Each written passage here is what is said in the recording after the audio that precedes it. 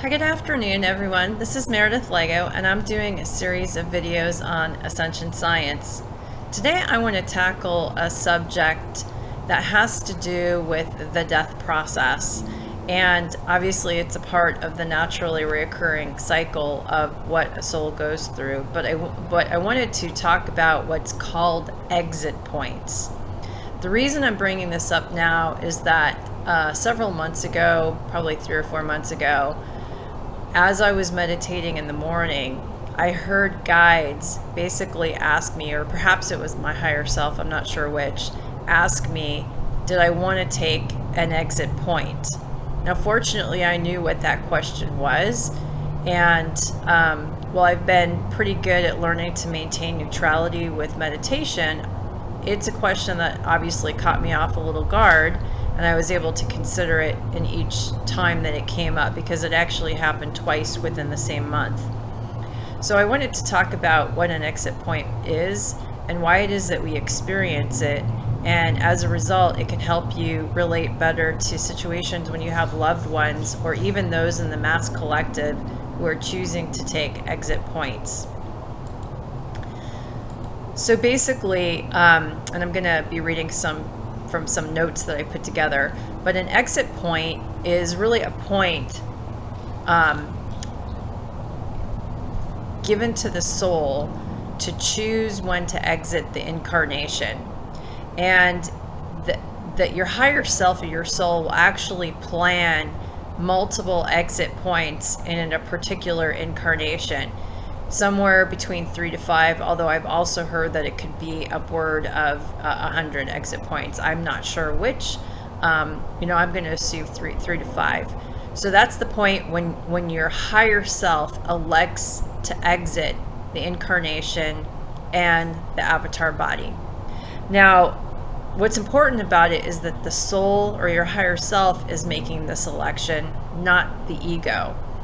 Now, the ego really fights hard to try and stay alive, because the ego dies when the higher self has made that selection, and that's why there's always that constant battle within you, especially where your ego personality construct is always working and trying and fighting to kind of stay in charge of your entire body. And a lot of the ascension process is actually releasing the ego personality construct and beginning to and fully integrating with your higher self, but you're doing it within the physical plane. And in fact, moving on with ascension, you begin to basically connect more with your oversoul aspect, your monadic over avatar aspect, and essentially you're making that connection across all the dimensional spectrums. So the question is, why do exit points occur? So when we set up an incarnational life, we come here with the objective or the intention to both teach and to learn. And I'm sure you can think about many situations in your life when you find yourself wearing both hats, so to speak. So it's also meant to keep the energy transmuting constantly, as opposed to getting stagnant. And oftentimes in our life, if we're not sort of fulfilling the plan that our higher self had hoped to achieve, you essentially get subtle hints along the way. Synchronicities will pop up, or you'll keep getting, kind of hints to go down a certain path. But obviously you have free will, or your ego, gets involved as well, has free will to make those choices or not.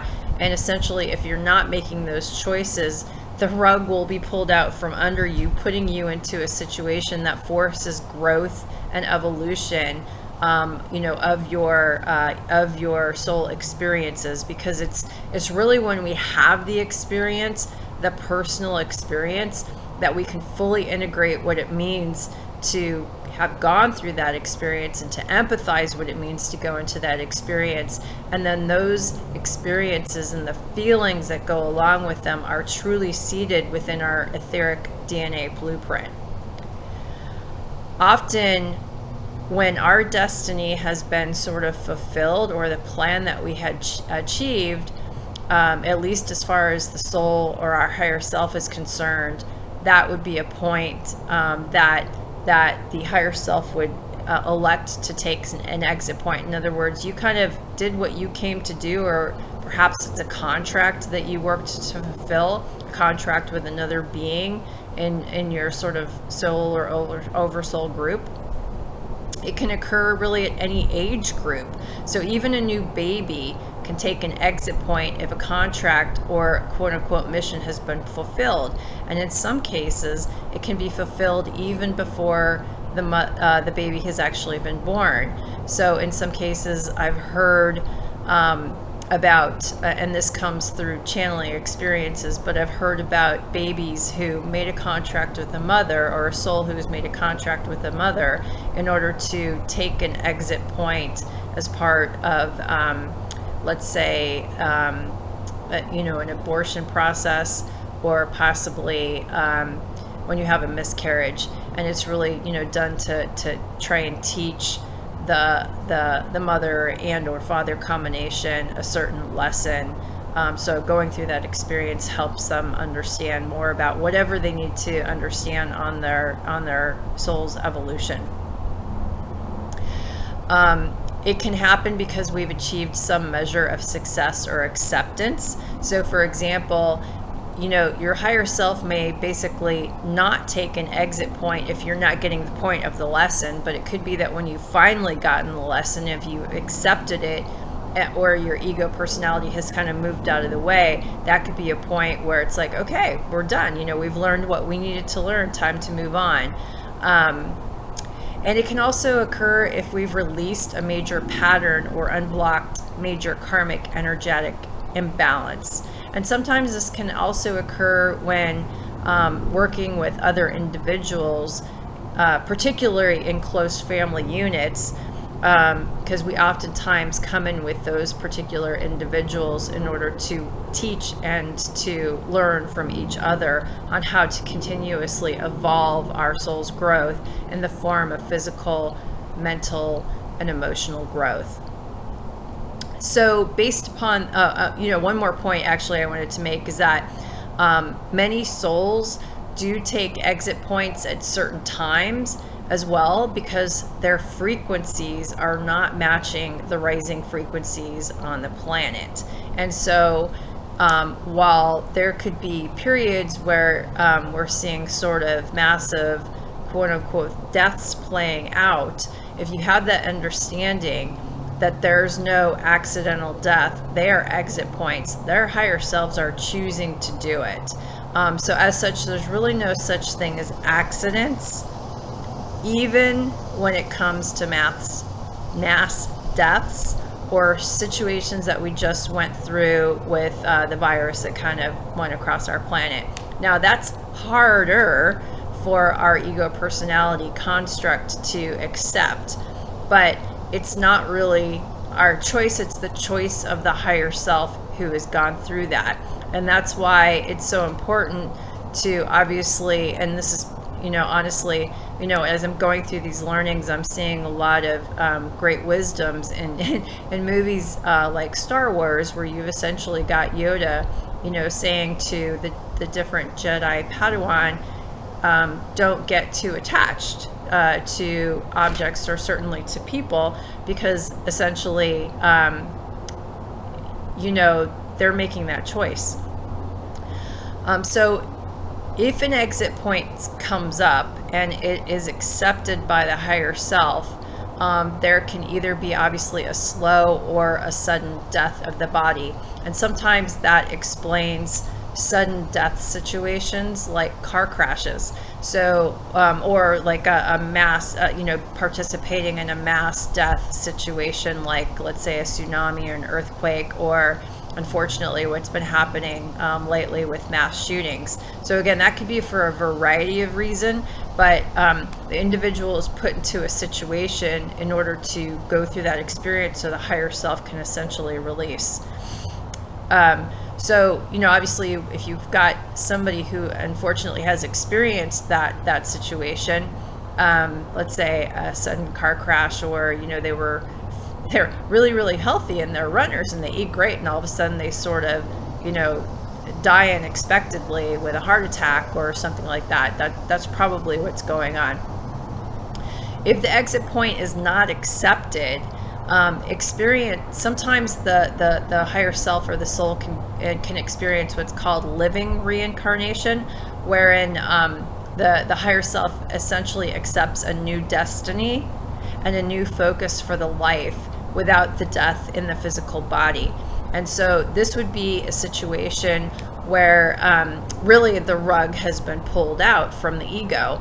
The ego somewhat has existential crisis during that period of time, because everything that was known to be true in the world essentially exit that person's life. So it could be, breaking up out of relationships, losing a job, possibly losing individuals in their lives through death. So in other words, their world is turned upside down, and the ego really has to learn to accept and then move on through those experiences and really, refine, and the individual is basically rediscovering who they are and their purpose in life. So that can be a situation, if the exit point is not accepted, what can go on. So essentially when we lose a loved one, it's obviously very hard for the individuals who sort of are left behind, but another way to frame the occurrence is to realize that their higher self really elected that exit point. It's, like I said before, very difficult for the ego personality complex to accept, but it is the right path for that individual soul. So in these cases, we need to accept that and support their higher self's decision to move on. There is one caveat to the whole conversation around exit points, and that's situations of suicide. So suicides are not exit points. They're not the normal termination juncture, so to speak. So it creates an issue. Suicides create an issue because there could be some existing contracts that were still meant to play out that did not get to play out. And what usually happens is it creates a bit of a karmic buildup for the individual and possibly the individuals as part of that kind of collective agreement situation, where they didn't necessarily get to work on or release some of the energetic balancing that they were trying to work on. That is why some souls can accrue what's called evolutionary debt after suicide. And it's my understanding, having read much from sort of past life regression sessions, that essentially those individuals, after they've passed, so to speak, or those souls after that they've passed, sort of sit in a little bit of a timeout for a period of time before incarnating, so that they can spend some more time healing on the inner planes.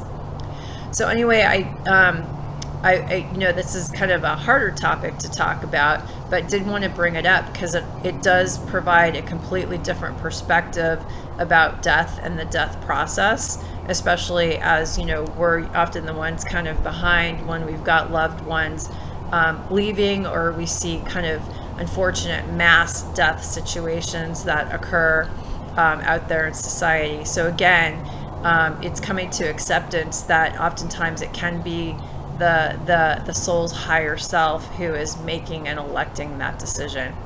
So with that, I hope this information has helped provide another perspective for your learning journey, and I will look forward to seeing you in some future videos. Thanks, and have a great rest of your day.